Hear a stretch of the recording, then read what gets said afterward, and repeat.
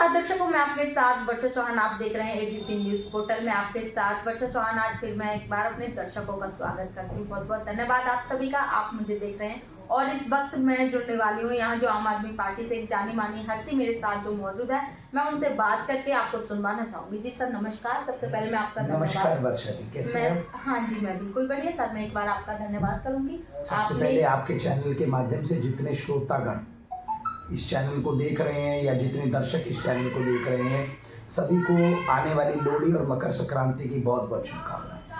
Sir मैं चाहूंगी हमारे दर्शक जो आपको देख रहे हैं, आप एक बार उन्हें अपना स्वयं परिचय दें। मेरा नाम डॉक्टर सत्यवान राणा है। मैं आम आदमी पार्टी रिठाला विधानसभा से विधानसभा का अध्यक्ष हूँ और महेंद्र गोयल एक जांचे परखे जो साथी हैं आपके, उनकी टीम का एक अभिन्न अंग हूँ। तो सर मैं अभी आपसे कहना चाहूंगी कि आप लास्ट में था शब्द, लेकिन मैं चाहूंगी कि आप शुरू में ही बताएं कि इस जो विधानसभा से विधायक जी हैं उनकी जो अभी प्रचंड जीत है, पहले से ही जो आम आदमी पार्टी पहले से ही अपनी चर्चा कर रही है, जो जीत का दावा कर रही है, तो उनके लिए आप शुरू में ही उनको क्या संदेश देना चाहोगे जीत का? मैं एक ही संदेश से अपनी बात कहना शुरू करूँगा कि कदम ऐसे चलो कि निशान बन जाए, काम ऐसे करो कि पहचान बन जाए। जिंदगी तो हर कोई काट लेता है, जीवन ऐसा जियो कि मिसाल बन जाए। उसी तर्ज पर आम आदमी पार्टी ने सन 2013 में दिल्ली की राजनीति में दस्तक दी थी और आज इस 12 साल के स्वर्णिम इतिहास का मैं एक हिस्सा हूँ। आप सभी लोग इस इतिहास का साक्षी हैं और आज पुनः दिल्ली में फिर से चुनावी बिगुल बन चुका है और आज इस चुनावी बिगुल में आम आदमी पार्टी फिर अपने लोगों के बीच में है, अपने कामों के साथ लोगों के बीच में है। और आज हमें गर्व होता है कि आज़ाद भारत के 75 साल के इतिहास में अगर कोई पहली पार्टी ऐसी बन पाई है जो कामों के नाम पर राजनीति करती है तो वो आम आदमी पार्टी है। मैं आम आदमी पार्टी का सक्रिय सदस्य होने के नाते अपने आप को गौरवान्वित महसूस करता हूँ और आज बड़ी खुशी होती है जब हम काम की राजनीति की बात करते हैं और बहुत दुख होता है जब भाजपा धर्म की राजनीति की बात करती है, जब भाजपा अमीर और गरीब की राजनीति की बात करती है, जब भाजपा हमें जातियों में बांटने की बात करती है, जब चुनाव का आधार कटो या बटो के नाम पर होता है, जब चुनाव का आधार एक है तो सेफ है के नाम पर होता है। हमारे भारत को कटो या मटो की राजनीति नहीं चाहिए। हमें चाहिए शिक्षा की राजनीति, हमें चाहिए स्वास्थ्य की राजनीति, हमें चाहिए फ्री बस यात्रा की राजनीति, हमें चाहिए हमारी महिलाओं के लिए सम्मान, हमारे बच्चों के लिए बेहतरीन स्कूल, अपने बुजुर्गों के लिए बेहतरीन मोहल्ला क्लिनिक, हमें चाहिए विश्व स्तरीय स्वास्थ्य व्यवस्था, हमें चाहिए हमारी हर बहन के लिए 2100 रुपये की सम्मान योजना। हमें जातियों में मत बांटिए। मेरा हाथ जोड़कर निवेदन है, जितने भी श्रोतागण, जितने भी दर्शक इस इंटरव्यू को देख रहे हैं, कृपया करके अपने मत के अधिकार का इस्तेमाल बड़ा सोच समझ के कीजिए। ये जो चुनावी पर्व है 5 साल में एक बार आता है। आपको भ्रमित किया जाएगा, आपको जातियों का वास्ता दिया जाएगा, आपको धर्म का वास्ता दिया जाएगा, आपको अमीर और गरीब में बांटने का वास्ता दिया जाएगा, परंतु अपने मत के अधिकार का इस्तेमाल कीजिए। यहाँ राजा की भी वोट एक में गिनी जाती है, एक नौजवान की भी वोट एक में गिनी जाती है, एक 80 साल के बुजुर्ग की भी वोट एक ही में गिनी जाती है। ये लोकतंत्र का पर्व है। अपने मत का बहुत सोच समझ के इस्तेमाल कीजिए और दिल्ली को, जो दिल्ली के रखवाले हैं, उनके हाथ में दिल्ली सुरक्षित है। आपकी दिल्ली अरविंद केजरीवाल के हाथों में सुरक्षित है। तो आने वाले दिनों में दिल्ली के लिए अरविंद केजरीवाल और रिठाला के लिए महेंद्र गोयल को वोट दें। बस इसी संदेश के साथ मैं चाहता हूं कि आप आने वाली 5 फरवरी को समय निकालिए, सुबह जाइए 10 बजे, अपनी लाइन में खड़े होइए, अपने मत को सही जगह डालिए और सोच समझ कर की गई मत जो दिया गया है वो आने वाले दिनों में 5 साल तक आपके परिवार को खुशहाली देगा। कांग्रेस के नेता बोल रहे हैं कि जो भारतीय जनता पार्टी है वो ऊंचा नीचा समझती है, जातिवाद करती है, और जो भारतीय जनता पार्टी के जो नेता हैं वो लोग ये बोल रहे हैं कि हमारा नारा था एक रहेंगे सेफ रहेंगे, तो हम सबको एक समान मानते हैं। तो आपका क्या कहना रहेगा इस बात पर? देखिए, वो तो आप भी जानते हैं कि उनका नारा किस तर्ज पर था। दिल्ली की जनता जानती है, भारत की जनता जानती है। ये नारा यूपी से शुरू हुआ था कि एक है तो सिर्फ है। आज जो राजनीतियां होती हैं वो हिंद और मुस्लिम की राजनीति होती है। हमें क्या चाहिए? एक आम नागरिक को क्या चाहिए? आम नागरिक को चाहिए शिक्षा की राजनीति, आम नागरिक को चाहिए स्वास्थ्य की राजनीति, आम नागरिक को चाहिए बेहतरीन अस्पताल, बढ़िया रोड, बढ़िया फ्लाईओवर। दिल्ली जब भी प्रगति कर पाएगी जब हम काम की राजनीति पे ध्यान देंगे, ना कि धर्म और जाति की राजनीति। कांग्रेस के नेताओं का एक बयान सामने आया है हमारे पास, वो वीडियो भी है, उसमें बोला गया है कि जो मतलब महिलाओं का कहना था कि शराब फ्री दी है और जो बस किराया फ्री क्या है, इसी से सब कुछ नहीं हो जाएगा, कि इससे तो मतलब माहौल खराब हो रहा है जो शराब फ्री की गई है। देखिए, ना तो हमने कोई शराब फ्री की, एक नई एक्साइज पॉलिसी को लागू किया गया था।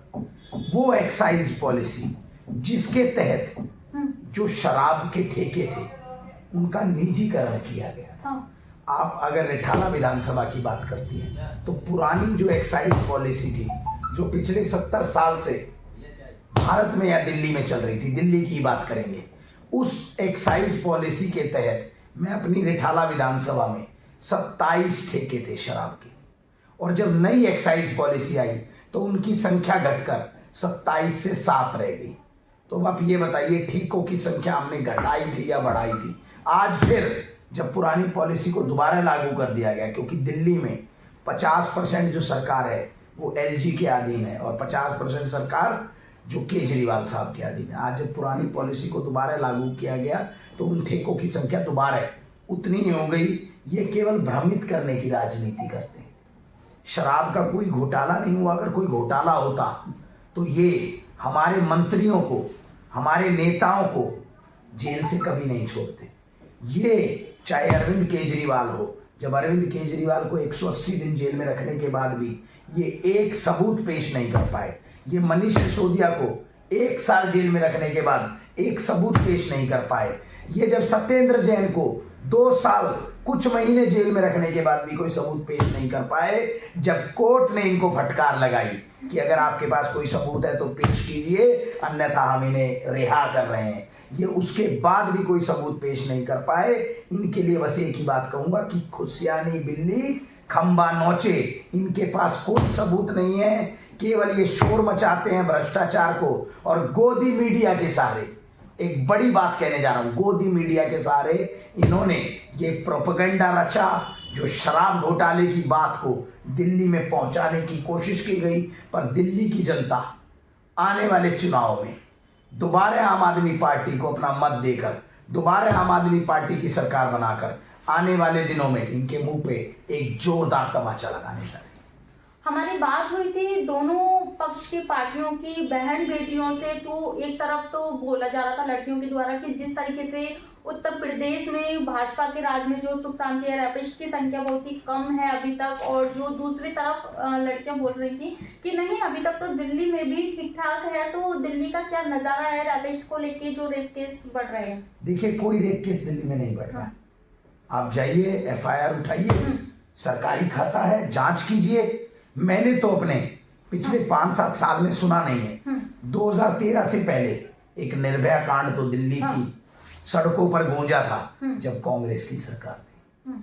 कोई ऐसा कांड हमारी सरकार ने नारी सुरक्षा के मद्देनजर पूरी दिल्ली में CCTV कैमरे लगाए। आज आपको पता है पूरी दिल्ली में 3,60,000 CCTV कैमरे। आज पूरी दिल्ली में हमारी पार्टी ने 15 लाख नई स्ट्रीट लाइट लगाई।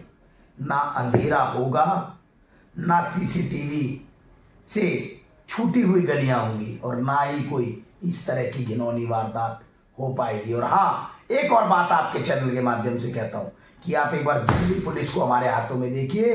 रेप तो छोड़ दीजिए, अगर दिल्ली में एक चोरी की वारदात भी सामने आ जाए तो अरविंद केजरीवाल वो नेता है जो कुर्सी को अपनी जूते की नोक पर रखता है। जैसे अभी दिल्ली की कुर्सी को कहा कि अगर मैंने काम किया है और आप मुझे वोट देंगे तो मैं दोबारा इस कुर्सी पे बैठूंगा। एक बार आप हमें कुछ दिनों के लिए दिल्ली पुलिस देके देखिए, ये जो छुटपुट घटनाएं भी हो रही हैं दिल्ली में, इनको भी हम बंद करा देंगे। तो जिस तरीके से पार्टी का चुनाव चिन्ह झाड़ू का है, तो क्या उसी हिसाब से केजरीवाल जी मतलब सबको एक समान समझते हैं, और ये झाड़ू का ही चुनाव चिन्ह क्यों, थोड़ा सा मुझे जरा बताएं आप। देखिए, झाड़ू जो होता है माँ लक्ष्मी का निशान, और हम हिंदुत्व से जुड़ी हुई पार्टी है। हम कहीं ना कहीं ये मानते हैं कि झाड़ू जो होती है वो लक्ष्मी का, झाड़ू आपने कोई कूड़े को साफ करना, तो झाड़ू की जो सीखें होती हैं जुड़कर तिनका तिनका जब जुड़ता है, झाड़ू का चुनाव चिन्ह बनाने के पीछे बड़ी गहरी सोच थी कि जब आपको गंदगी को साफ करना है तो आपको कहीं ना कहीं झाड़ू को उठाना पड़ेगा और अपने घर से गंदगी को निकालना पड़ेगा। हमारा एक नारा भी रहा है कि चलेगी झाड़ू उड़ेगी धूल, ना रहेगा पंजा ना रहेगा फूल। तो झाड़ू हमारी जान है, हमारी आन है और हमारी पहचान है। और एक और भी कारण था झाड़ू को, कहीं ना कहीं हम उस समुदाय को भी अपने साथ जोड़ना चाहते थे जो बाबा भीमराव अंबेडकर के संविधान बनाने के बाद भी कहीं ना कहीं वंचित समाज के तौर पे होता था। हम जानते हैं कि भाजपा अमीरों की पार्टी है, कांग्रेस अमीरों की पार्टी है, पर इस देश में केवल अमीरों लोग नहीं रहते। मुझ जैसे, आप जैसे बहुत लोग यहाँ रहते हैं जो गरीबी रेखा से नीचे हैं, जो अपना जीवन गुजर बसर करने यहाँ आए हैं। दिल्ली में बहुत सारे प्रवासी लोग भी रहते हैं जो भिन्न भिन्न जगहों से आए हैं। तो आज उन सभी को मद्देनजर रखते हुए आम आदमी पार्टी, नाम समझिए, आम आदमी की पार्टी, जो मैं और आप हैं, जो मिडिल क्लास का आदमी है, जो लोअर मिडिल क्लास का आदमी है, जो गरीब आदमी है, ये उसकी पार्टी है। ये खून से जुड़ी पार्टी है। यहाँ इकट्ठे होकर, एक मुश्त होकर हम इनकलाब का नारा लगाते हैं और हमारी एकता ही हमारी शक्ति है। अच्छा डॉक्टर जी, यहाँ दिल्ली से मुझे पानी की बहुत चीजें सुनने को मिली हैं कि पानी गंदा आता है। भाजपा वाले बड़े बड़े दावा कर रहे हैं इस चीज को लेके। मैं अभी आपसे कहता हूँ, इसी चैनल के माध्यम से इस इंटरव्यू को चालू रखिए। चलिए, सप्लाई का पानी मैं आपको पी के दिखाता हूँ और आप भी सप्लाई का पानी पीजिए। अभी हमारे मुख्यमंत्री साहब ने भी डायरेक्ट टूटी से पानी पिया था और हम भी वही डायरेक्ट टूटी से पानी पीते हैं। और एक और बात मजे की बता दूँ, साफ पानी के साथ साथ हम मुफ्त 20,000 लीटर पानी हर घर को दे रहे हैं। विपक्ष वाले कह रहे हैं कि आरओ लगवाइए बहुत लोगों ने, और जिनके पास नहीं है, जो जमीनी स्तर के लोग हैं, वो क्या करें, जो मतलब सफाई कर्मचारी जैसे होते हैं, तो उनका तो इतना किसी को आरओ लगाने की जरूरत नहीं है। दिल्ली में बड़ा साफ सुथरा पानी आ रहा है। ये इनकी सियासत है, गंदी सियासत है इनकी। जब इनका मन करता है हरियाणा से, जो हमारे पास जो पानी आता है वो हरियाणा के मार्फत आता है, जब इनका मन करता है ये उधर पानी तोड़ देते हैं, खेतों से गंदे पानी का उसमें मिलाव कर देते हैं और गंदा पानी हैदरपुर प्लांट तक आ जाता है। इनकी हरियाणा में सरकार है। हमारा बस एक ही कहना है कि जिस तर्ज पर हमने इन्वर्टर गायब किए हैं, आप तो आरओ की बात कर रही हैं, एक बार हमारी दिल्ली में दोबारा सरकार आने दीजिए, हम पानी की मोटरों को गायब कर देंगे। हम 4 मंजिलों तक बिना मोटर के पानी चढ़ाने का हमारा सपना है, क्योंकि दिल्ली में अलग अलग जगह पे यूजीआर बनाए जा रहे हैं। अभी यूजीआर का मतलब होता है अंडरग्राउंड वाटर रिजर्वायर। हम दिल्ली में जगह जगह पर पानी स्टोर करने के बड़े बड़े टैंक बना रहे हैं विशालकाय, जिससे कि गंदे पानी की समस्या तो सॉल्व हो ही जाएगी, कहीं ना कहीं पानी का प्रेशर भी इतना तेज हो जाएगा कि आपकी 4थी मंजिल पर बिना मोटर के पानी चले। अभी कुछ दिन पहले पांडव नगर डीडी फ्लैटों में वहाँ पर सुविधा की गई थी, पानी की पाइपलाइन वगैरह डलवाई गई थी, तो वहाँ की जनता बोल रही थी कि सिर्फ यहीं से काम नहीं चलेगा, केजरीवाल जी को थोड़ा ध्यान देना चाहिए, पूरी दिल्ली का अलग क्षेत्रों में भी ये समस्या है। हमारे यहाँ रिठाला की मैं बात करूँ अगर, तो 170 किलोमीटर लंबी नई पानी की लाइन विधायक महेंद्र गोयल जी ने डलवाई है। और आपके ये जो कैमरामैन है ये विजय विहार में रहते हैं। मैं आपसे ही पूछना चाहूँगा कि अपने कैमरामैन से आप ये पूछिएगा कि क्या विजय विहार 10 साल पहले का विजय विहार और आज के विजय विहार में कितना अंतर है। आज विजय विहार में पानी की नई लाइनें हैं, विजय विहार में नई पानी की सीवर लाइनें हैं, विजय विहार में बेहतरीन सड़कें हैं। और विजय विहार जिसको कभी ये सोचा जाता था कि अनऑथराइज कॉलोनी है, माननीय विधायक जी ने उसे रोहिणी से भी बेहतर बनाया है। और कहीं ना कहीं जो गड्ढे थे बड़े बड़े, जो उनको भर दिया गया है, जो उबड़ खाबड़ सड़कें थी, वो सारी बना दी गई हैं। तो कहीं ना कहीं रिठाला के अमर ज्योति कॉलोनी से लेके और मांगेराम पार्क तक हमें बड़ा गर्व होता है जब हम ये कहते हैं कि हमने 170 किलोमीटर लंबी पानी की लाइन डाली और तकरीबन 350 किलोमीटर लंबी सीवर लाइन डाली। हमने ऑथराइज्ड और अनऑथराइज्ड को एक तर्ज पर लाकर खड़ा कर दिया। आज विजय विहार, बुद्ध विहार रोहिणी से किसी मामले में कम नहीं है, और ये हो पाया तो एक बेहतरीन सोच की वजह से, और जिस सोच का नाम है विधायक महेंद्र गोयल। अभी मैं जानना चाहूंगी कि अब मैं बात करती हूँ थोड़ी जमीनी स्तर पे आके कि जो एमसीडी है उसके सफाई कर्मचारियों ने दिल्ली में अलग अलग जगहों पे बहुत दिन तक उनका धरना रहा था। उनकी मांगों को लेकर के करोल बाग जोन पर भी धरना था, वहां मैंने कवर किया था। तो जो सफाई कर्मचारियों की शिकायत है, उनका जो सीधे दावा जा रहा है शिकायत तो वो पार्टी पर भी जा रहा है, पार्टी पर भी शायद ही असर करे या ना करे, चुनावी माहौल में नहीं कह सकती, लेकिन उनकी जो मांगों का है उसका क्या हो। कर्मचारी कह रहे हैं कि हमारा जो काम ड्यूटी का जो टाइम है वो थोड़ा ठीक करें और उनका कोई पीएफ वगैरह का जो है सिस्टम। मेरा एक ही कहना है कि पहली बार दिल्ली के इतिहास में ऐसा हुआ है कि सफाई कर्मचारियों की तनख्वाह 30 तारीख को आई। और ये कब हुआ? जब दिल्ली में एमसीडी में आम आदमी पार्टी की सरकार है। हमारा एक ही मन है कि दिल्ली में ये सफाई कर्मचारी नहीं, ये दिल्ली को साफ करने का काम कर। आज जो सफाई कर्मचारी है, चाहे वो सड़क पे सफाई करता है, चाहे वो नालियों की सफाई करता है, ये कहीं ना कहीं वो लोग जो सुबह अपनी नींद को त्याग कर आपके लिए खड़े होते हैं, हाथ में झाड़ू उठाकर।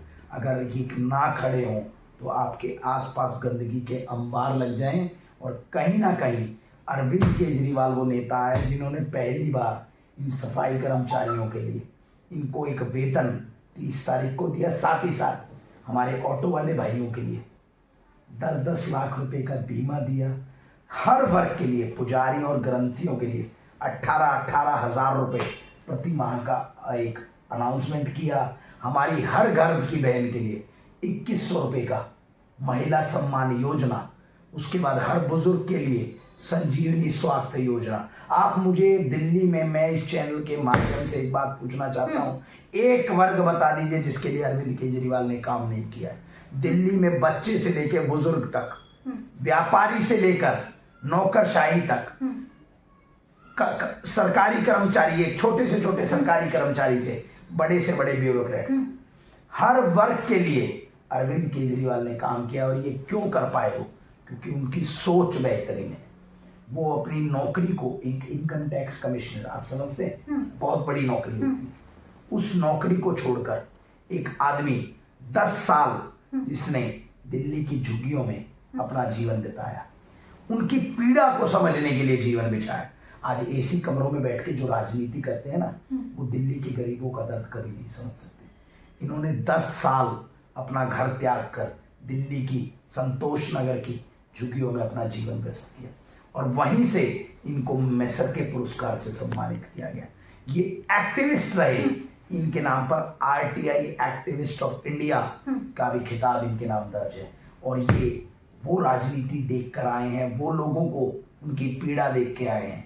इन्होंने जैसे ही सरकार में आए, इन्होंने तुरंत वादों पे अमल किया। इन्होंने लोगों को मुफ्त बिजली, मुफ्त पानी, अच्छी शिक्षा, अच्छे मोहल्ला क्लिनिक, अच्छे हॉस्पिटल, और कहीं ना कहीं अब आप ये देखिएगा इस चुनाव में किसने सोचा था कि दिल्ली की हर बहन और बेटी को 2100 रुपये की सम्मान राशि मिलेगी? किसने सोचा था कि हर बुजुर्ग को प्राइवेट अस्पताल में मुफ्त इलाज मिलेगा? किसने सोचा था कि वकीलों को 10-10 लाख रुपए का बीमा मिलेगा? किसने सोचा था कि हर ऑटो चालक को दिल्ली सरकार की ओर से बीमा मिलेगा? किसने सोचा था कि सड़क पर अगर किसी का एक्सीडेंट हो जाए तो फरिश्ते स्कीम के तहत उसका किसी भी बड़े से बड़े सरकारी प्राइवेट अस्पताल में फ्री में इलाज होगा? ये सोच अरविंद केजरीवाल की सोच है। ये सोच दिल्ली के लोगों के प्रति समर्पित सोच है। और इस सोच का तोड़ ना तो धर्म की राजनीति से होगा, ना जाति की राजनीति से होगा। इसका तोड़ केवल और केवल अरविंद केजरीवाल है। और दिल्ली की जनता ने फिर ठाना है अरविंद केजरीवाल को एक बार फिर लाना है। अगर बात करी जाए पार्टी को लेके कि आम आदमी पार्टी ने, अरविंद केजरीवाल जी ने जो कहा था कि पूरे हिंदुस्तान को ले लो या फिर दिल्ली को ले लो, कि कोई ऐसी पार्टी रही हो जिसने कहा हो हम काम करें तो वोट देना वरना मत देना। पहली बार भारत की राजनीति में एक ऐसा अध्याय लिखा गया है जब एक सिटिंग मुख्यमंत्री खड़ा होता है और कहता है कि अगर आप मेरे काम से संतुष्ट हैं तो मुझे वोट देना, अन्यथा मुझे वोट मत देना। और ऐसा एक आदमी जब भी कह सकता है जब उसने व्यक्तिगत तौर पे बेहतरीन काम किए हों। और पहली बार आज़ाद भारत के 75 साल में लोकतंत्र की हत्या करने के बाद पहली बार ऐसा हुआ कि एक सिटिंग मुख्यमंत्री को जेल में डाल दिया गया। और जेल से बाहर निकलते ही उस सिटिंग मुख्यमंत्री ने तुरंत अपनी कुर्सी को लात मारकर ये कहा कि अब इसका न्याय दिल्ली की जनता करेगी। अगर दिल्ली की जनता पुनः अरविंद केजरीवाल को मुख्यमंत्री बनाती है तो ही वो उस कुर्सी के हकदार होंगे, अन्यथा उन्होंने उस कुर्सी को छोड़ दिया। और ये दिखाता है त्याग की भावना। और जब तक व्यक्ति में त्याग की भावना नहीं होगी वो किसी का भला कर ही नहीं सकता। हमारे दर्शक आपको देख रहे हैं और तो अभी जो भाजपा अपनी प्रचंड जीत का जो बड़ा दावा ठोक रही है, तो क्या लग रहा है कि भाजपा आएगी या जाएगी आपके मुताबिक? देखिए, दावा करना अच्छी बात है, परंतु काम पर विश्वास करना एक दूसरी बात है।